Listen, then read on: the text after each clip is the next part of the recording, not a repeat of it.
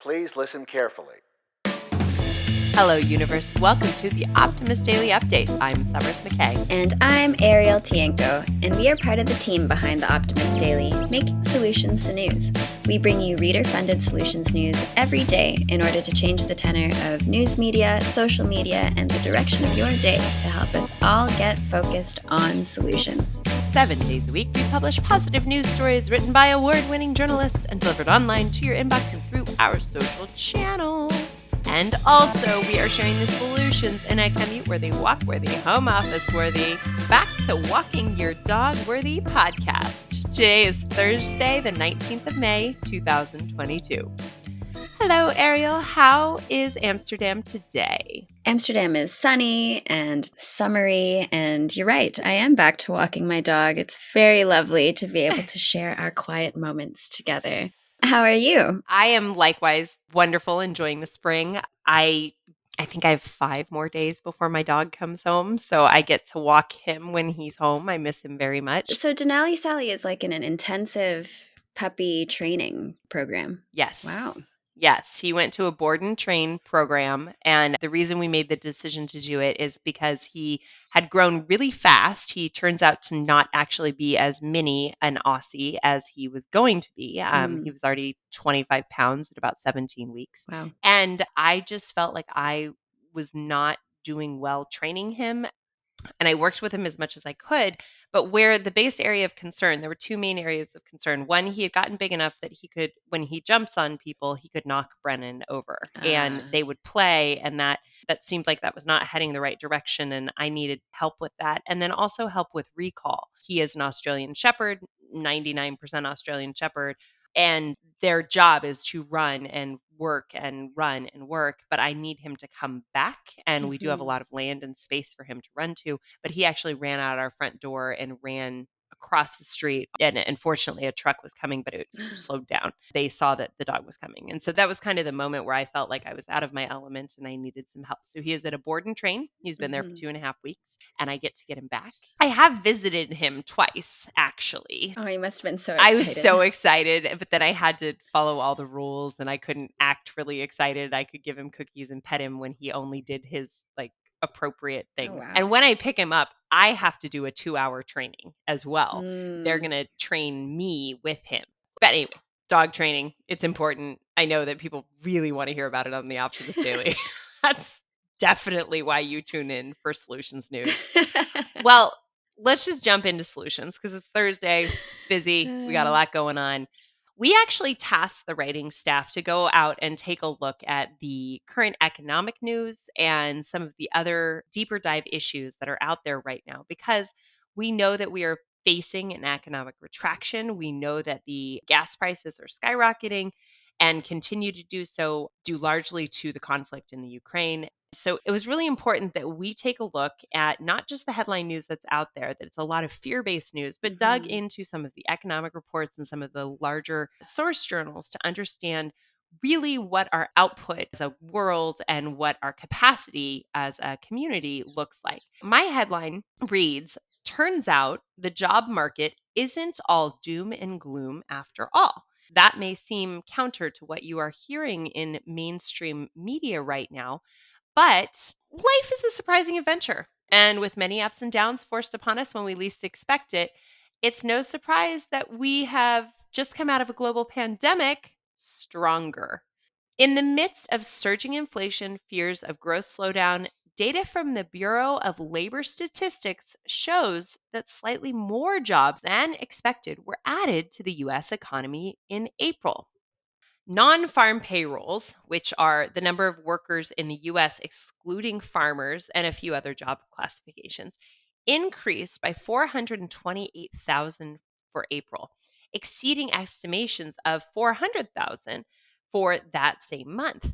The employment rate was also 3.6% higher than 3.5%. Now, we're talking 28,000 additional jobs and 0.1% higher, but those are good indications. Now, the pandemic forced us all indoor, and leisure and hospitality industries were hit the hardest. But thankfully, last month, job growth of 78,000 positions were seen in this sector, and hourly earnings have also increased 0.6% in April, up 11% from 1 year ago. Hmm. Other industries that are showing a big increase in job numbers included manufacturing, transportation and warehousing, professional and business services, financial activities, and healthcare. Retail also showed solid growth in jobs, adding 29,000 jobs, mainly from food and beverage stores. Wow. On the inflation front, the average level was also a little lower than the estimate, coming in at 0.3 instead of 0.4. Inflation is a big deal to be concerned about. But on a year-over-year basis, earnings increased around 5.5%, keeping up with levels of inflation the world is currently facing. So there is inflation, but there's also increase in earnings. Now, a quote from Daniel Zhao, the senior economist at Glassdoor, is the job market continues to plow forward, buoyed by strong employer demand. After just over 2 years of the pandemic, the job market is remaining resilient and on track for a return to pre pandemic levels this summer. And that is very good news. Yeah, that's so encouraging and totally the opposite of Yeah, the mainstream news. right. So, I guess for people who are looking for new jobs, that is great. I myself am very happy in my job at the moment.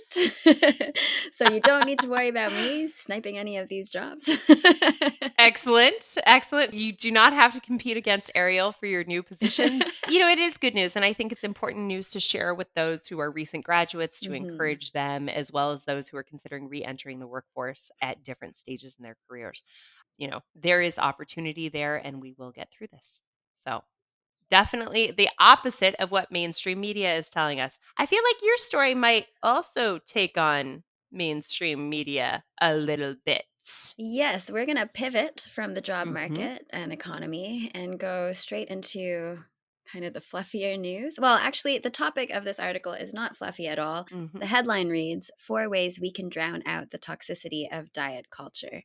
And I'm not sure if any of the listeners have tuned into the Met Gala, but there's been a lot of buzz around celebrities behaving in ways that promote unhealthy and toxic messages about body image and diet culture. Okay, let's just go straight forward and say this story was greatly inspired by the fact that Kim Kardashian wore Marilyn Monroe's iconic dress. She actually wore Hmm. the original dress. It was loaned to her by the I think it's the I forget who owns the dress, but she wore Marilyn Monroe's iconic dress. Hmm. In order to get into this iconic dress, she went through extreme physical deprivation to lose a large amount of weight in a very, very short amount of time. Yeah, I think it was 16 pounds. 17.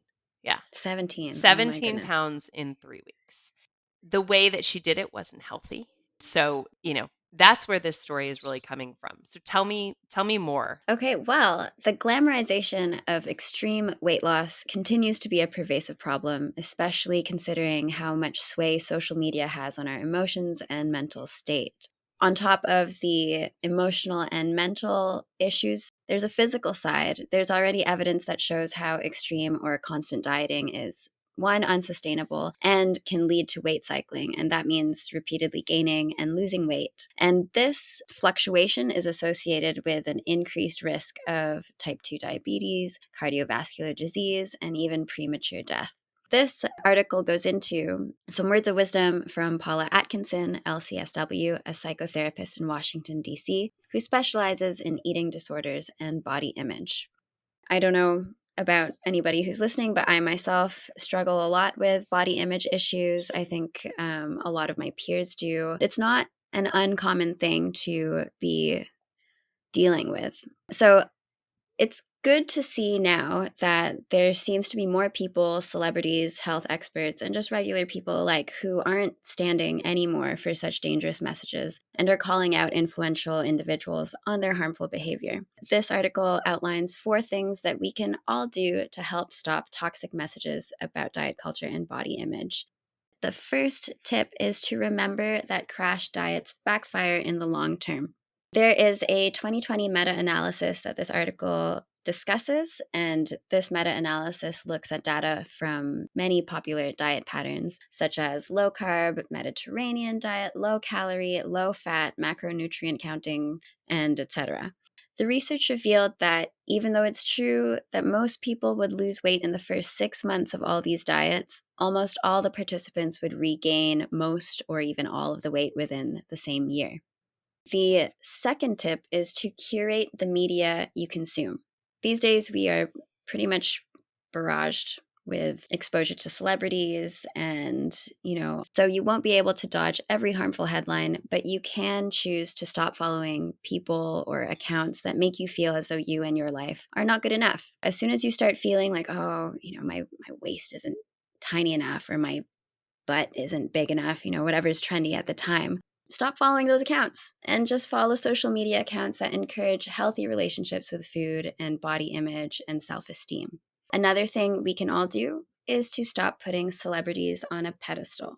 I think it's common knowledge that most of the time on Instagram and other social media platforms, what's highlighted are the best parts of someone's life. You don't get to see the everyday struggles or the emotional moments. And Atkinson reminds her clients often that many of the rich and famous people that we look up to also struggle with severe body image issues. So celebrating dramatic weight loss isn't just bad for those who are following these people, but it's also perpetuating a problematic mindset and unhealthy practices that are happening behind the scenes. And the last one is body acceptance is far more fulfilling than fitting into a dress or an outfit, because, of course, body image issues affect both men and women. While it's true that it can be really, really hard to remove yourself from diet culture and all the societal beliefs about body shape and food choices, Atkinson says that the freedom from the entire scam is far more fulfilling and far less fleeting than fitting into any dress. Atkinson goes on to promote body neutrality. There's an article that we wrote about body neutrality that is linked in this article, so check it out if you're interested in that. But a general definition is disconnecting your self-worth from what your body looks like. And this is seen as a healthier and more sustainable approach than another movement, similar movement called body positivity. That movement calls for people to love their bodies at all times, and that's also really hard. That concludes this article. Hopefully it helped anyone out there who's struggling with body image issues.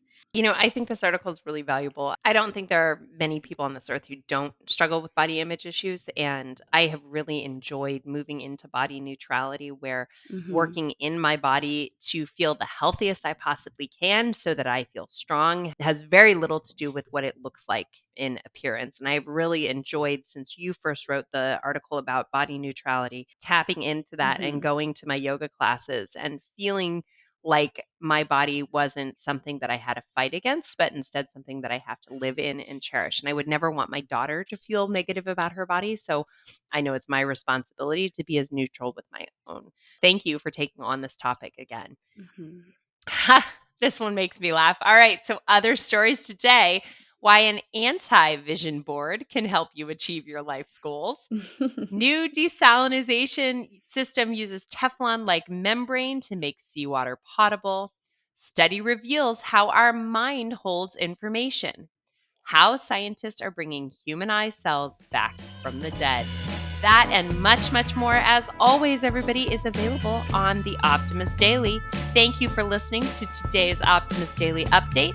We promise to continue to share positive, solution-based stories with ideas on how you can participate in this changing world and ensure it is changed for the good.